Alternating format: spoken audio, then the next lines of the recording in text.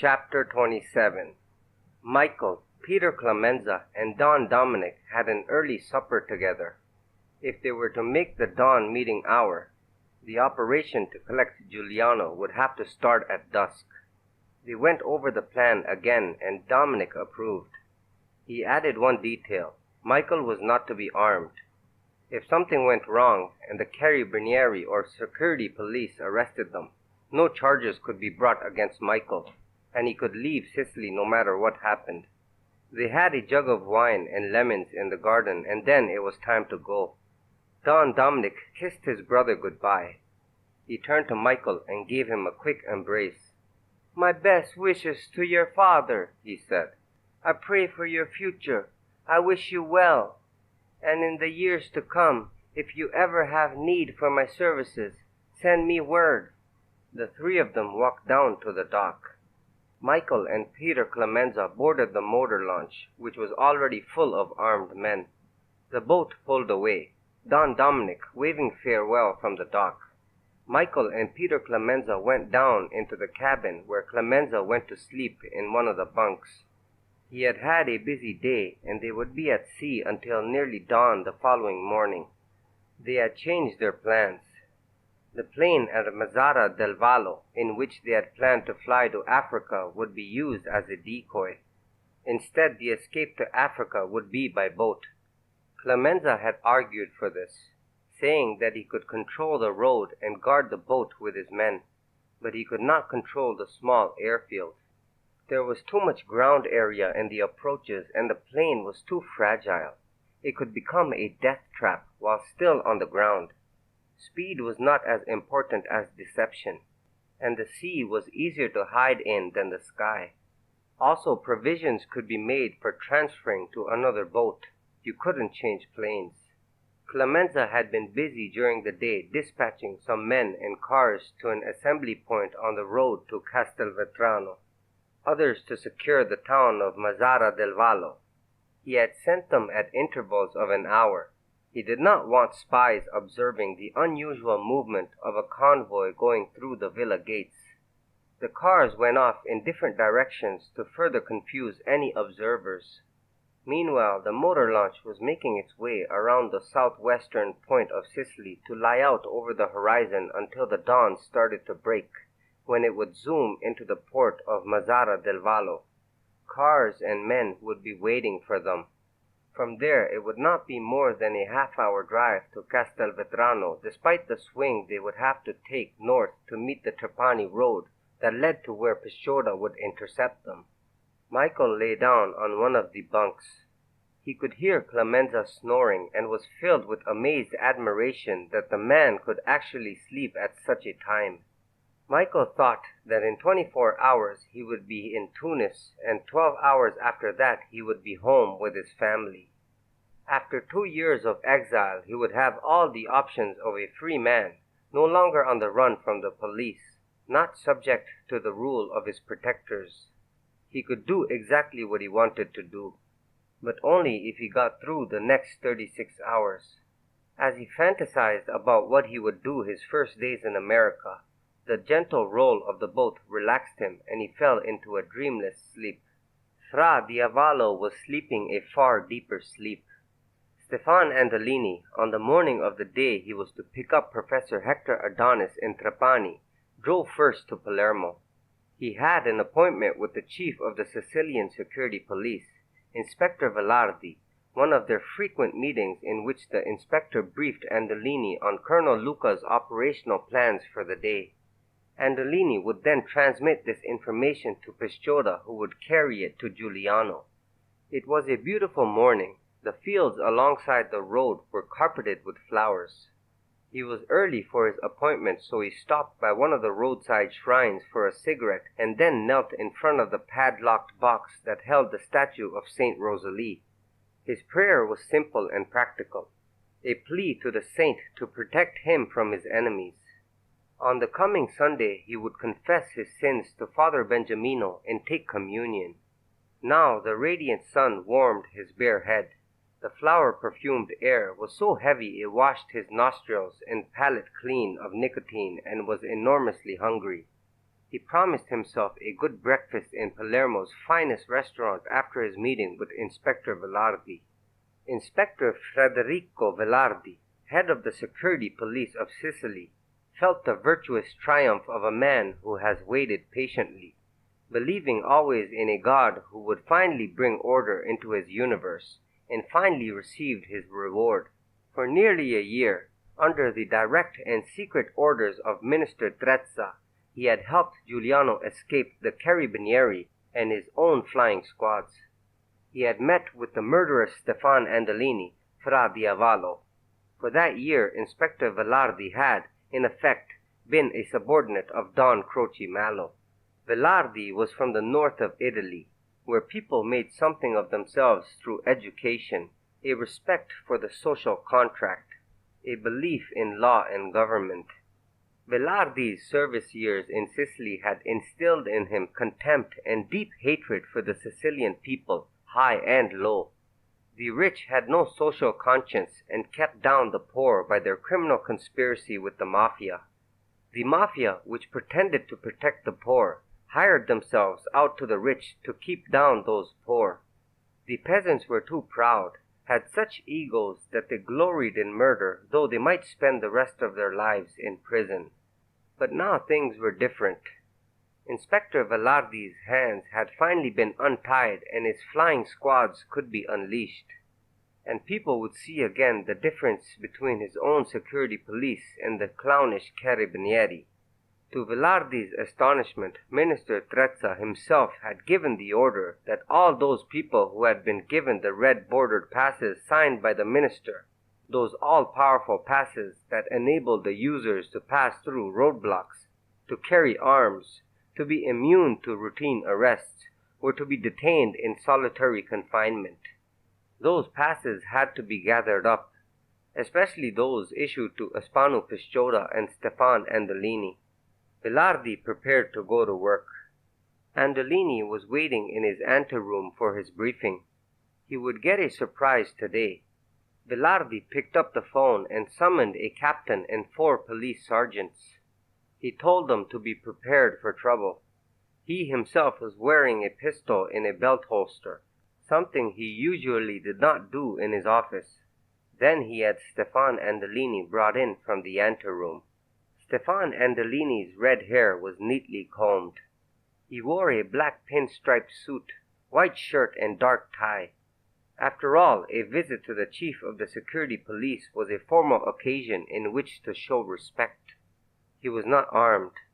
He knew from experience that everyone was always searched when they entered the headquarters. He stood in front of Velardi's desk waiting for the usual permission to sit down. It was not given, so he remained standing, and the first warning signal went off in his head. "Let me see your special pass," Inspector Velardi said to him. Andolini did not move. He was trying to fathom this strange request. On principle he lied. "I don't have it with me," he said. "After all, I was visiting a friend." He put a special emphasis on the word friend. This enraged Velardi. He moved around the desk and stood face to face with Andolini. "You were never a friend of mine. I obeyed orders when breaking bread with a swine like you. Now listen to me carefully. You are under arrest. You will be confined in my cells until further notice, and I must tell you that I have a casetta down in the dungeons. But we'll have a quiet little talk here in my office tomorrow morning and spare you some pain, if you're clever." The next morning Velardi received another phone call from Minister Trezza and a more explicit one from Don Croce. A few moments later Andolini was escorted from his cell to Velardi's office. The night's solitude in his cell, thinking about his strange arrest, had convinced Andolini he was in mortal danger. When he entered, Velardi was striding up and down the room, his blue eyes flashing, obviously in a temper. Stefan Andolini was cold as ice. He observed everything, the captain and 4 police sergeants at the alert, the pistol at Velardi's hip. He knew that the inspector had always hated him, and he hated the inspector no less. If he could talk Velarde into getting rid of the guards, he might at least kill him before he was killed himself. So he said, "I'll talk, but not to these other speedy here." Speedy was the vulgar and insulting idiom for the security police. Velarde ordered the 4 policemen out of the room, but gave the officer a signal to stay. He also gave him a signal to be ready to draw his gun. Then he turned his full attention to Stefan Andolini. "I want any information on how I can put my hands on Giuliano," he said. "The last time you met with him and Pisciotta." Stefan Andolini laughed. His murderous face twisted in a malevolent grimace. The skin grained with red beard seemed to blaze with violence. No wonder they called him Fra Diavolo, Velarde thought. He was truly a dangerous man. He must have no inkling of what was coming. Velarde said to him calmly, "Answer my question, or I'll have you stretched out on the casetta." Andolini said with contempt, "You traitorous bastard!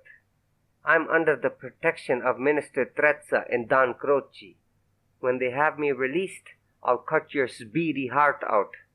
Velarde reached over and slapped Andolini's face twice, once with his palm and then backhand. He saw the blood well up on Andolini's mouth and the rage in his eyes. He deliberately turned his back to sit at his desk. At that moment, anger blinding his instinct for survival, Stefan Andolini grabbed the pistol out of the inspector's belt holster and tried to fire.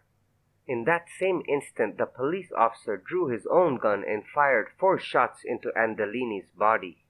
Andolini was hurled against the far wall and then lay on the floor. The white shirt was stained completely red and, Velarde thought, it matched his hair quite nicely. He reached down and took the pistol from Andolini's hand as other policemen rushed into the room. He complimented the captain on his alertness, and then in full view of the officer he loaded his pistol with bullets he had emptied out of it before the meeting. He did not want his captain to get delusions of grandeur, that he had actually saved the life of a careless head of the security police. Then he ordered his men to search the dead body. As he suspected, the red-bordered security pass was in the sheaf of identification papers every Sicilian was required to carry. Velarde took the pass and put it into his safe. He would hand it over to Minister Trezza personally, and, with luck, he would have Pisciotta's pass to go along with it. On deck, one of the men brought Michael and Clemenza small cups of hot espresso, which they drank leaning against the rail. The launch was slowly heading in to land, motor quiet, and they could see the lights on the dock, faint blue pinpoints. Clemenza was walking around the deck, giving orders to the armed men and the pilot. Michael studied the blue lights which seemed to be running toward him. The boat was picking up speed, and it was as if the churning of the water swept away the darkness of the night. A chink of dawn opened in the sky, and Michael could see the dock and beaches of Mazzara del Vallo. The colored umbrellas of cafe tables were a dusky rose beyond them. When they docked, there were 3 cars and 6 men waiting. Clemenza led Michael to the lead vehicle, an open and ancient touring car which held only a driver. Clemenza got into the front seat and Michael got into the back. Clemenza said to Michael, "If we get stopped by a carabinieri patrol, you duck down to the floor. We can't fool around here on the road. We just gotta blow them away and make our run." The 3 wide-bodied touring cars were moving into the pale, early sunlight through a countryside almost unchanged since the birth of Christ. Ancient aqueducts and pipes spouted water over the fields. It was already warm and humid, and the air was filled with the smell of flowers beginning to rot in the heat of the Sicilian summer. They were passing through the Selinunte, the ruins of the ancient Greek city, and Michael could see from time to time the crumbling columns of marble temples scattered over western Sicily by the Greek colonists more than 2,000 years ago. These columns loomed eerily in the yellow light, their fragments of roof dripping blackly like rain against the blue sky. The rich black earth foamed up against walls of granite cliffs. There was not a house, not an animal, not a man to be seen. It was a landscape created by the slash of a giant sword. Then they swung north to hit the Trapani-Castelvetrano road. And now Michael and Clemenza were more alert. It was along this road that Pisciotta would intercept them and bring them to Giuliano. Michael had felt an intense excitement. The 3 touring cars went more slowly now. Clemenza had a machine pistol lying on the seat on his left side so he could bring it up quickly over the car door. His hands were positioned on it. The sun had climbed into its rightful dominance, and its rays were hot gold. The cars kept slowly on. They were almost upon the town of Castelvetrano. Clemenza ordered the driver to go even more slowly. He and Michael watched for any sign of Pisciotta. They were now on the outskirts of Castelvetrano, ascending a hilly road, and stopping so that they could look down the main street of the town lying below them. From their high vantage point, Michael could see the road from Palermo clogged with vehicles, military vehicles. The streets were swarming with carabinieri in their black uniforms with white piping. There was the wail of many sirens that did not seem to scatter the crowds of people in the main street. Overhead, 2 small planes were circling. The driver cursed and stepped on the brake as he pulled the car to the side of the road. He turned to Clemenza and said, "Do you want me to go on?" Michael felt a queasiness at the pit of his stomach. He said to Clemenza, "How many men do you have waiting for us in town?" "Not enough," Clemenza said sourly. His face had an almost frightened look. "Mikey, we have to get out of here. We have to get back to the boat." "Wait," Michael said, now seeing the cart and donkey toiling slowly up the hill toward them. The driver was an old man with a straw hat pulled down tight around his head. The cart was painted with legends on the wheels, the shafts, and the sides. It halted alongside of them. The driver's face was wrinkled and showed no expression, and his arms, incongruously muscled, were bare to his shoulders, for he wore only a black vest over his wide canvas trousers. He came abreast of their car and said, "Don Clemenza, is that you?" There was relief in Clemenza's voice. "Zu Peppino, what the hell is going on there? Why didn't my men come out and warn me?" Zu Peppino's stony wrinkled face did not change expression. "You can go back to America," he said. "They have massacred Turi Giuliano." Michael found himself strangely dizzy. Suddenly, at that moment, the light seemed to fall out of the sky. He thought of the old mother and father, of Justina waiting in America, of Aspano Pisciotta and Stefan Andolini, of Hector Adonis, for Turi Giuliano had been the starlight of their lives, and it was not possible his light no longer existed. "Are you sure it's him?" Clemenza asked harshly. The old man shrugged. "It was one of Giuliano's old tricks, to leave a corpse or dummy to entice the carabinieri so that they could kill them. But it's been 2 hours now and nothing has happened. The body is still lying in the courtyard where they killed him. There are already newspapermen from Palermo here with their cameras taking pictures of everybody, even my donkey. So believe what you like." Michael was feeling ill, but he managed to say, "We'll have to go in and look. I have to make sure." Clemenza said roughly, "Alive or dead, we can't help him anymore. I'm taking you home, Mikey." "No," Michael said softly. "We have to go in.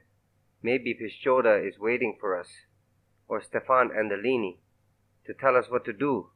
Maybe it's not him. I can't believe it's him.